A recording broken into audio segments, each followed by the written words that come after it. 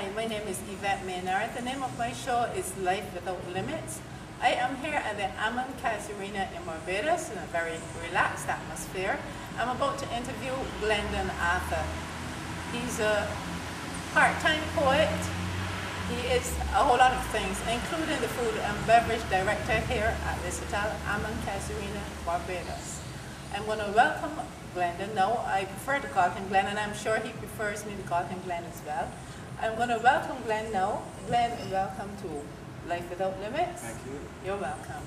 I know a little bit about you, but I'd prefer you to tell us exactly who Glenn or Glendon Arthur is. Outgoing person, fun-loving, you know, and I've been in the industry now for like almost 26 years, going on 27, and always liked to relate to people, you know, from all types of, all over the world, you know, all backgrounds, and in between all of that work in the industry for all them years, I'd like to get into poetry. Got into poetry, and I love it, you know, to see the expression on people's face when you can read some poetry to them. How it, you know, from the body language, you can see how they enjoy it, and say, well, that was good, you know. And when I plan to move on, you know, as time, my plans for ahead is when I kind of retire from all this hotel work to get into something more relaxing, maybe a beach bar or a little restaurant, snack bar, and then a little jazz, you know, to make people, you know, be relaxed and enjoy themselves, and keep reading love notes, you know, singing love words. You know. Very interesting. Glenn, I know you are a Barbadian, but I know you were not always living here. I know you left some time ago to go to the U.S. and you had a very interesting adventure. Can you tell us a little bit about that? Oh, very interesting. It all started out because just before going into the United States, I used to work at sea. I was a seaman, as they would say the term in Barbados at that time. And I was coming off for a 2-week vacation to go to New York to visit some friends in New York. And I went to New York, and I was supposed to return to resume my job on the ship. And hence, 34 years after going to New York, that first time, when I got back, eventually to Barbados to live.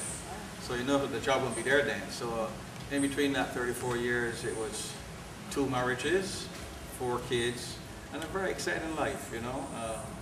I stay in touch with the ladies because that's part of my growing up, you know, so that's it. Very exciting life up to now so far, so I'm thankful for that.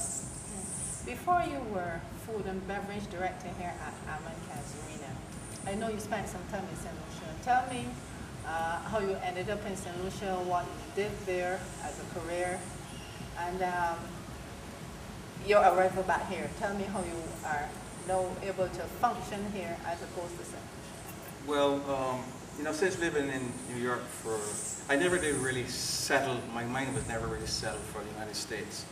Since I lived in there 34 years and 2 families, 4 kids. I used to always travel back to Barbados and work in the industry.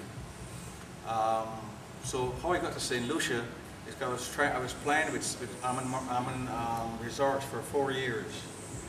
And when I finally came back in 2006, in December, and I went back to Ammon, and they said, well, yeah, you still need to work with us? I said, of course, and I'm ready. She said, well, this Hotel Arena was still in the process of being reopened since they bought up the property.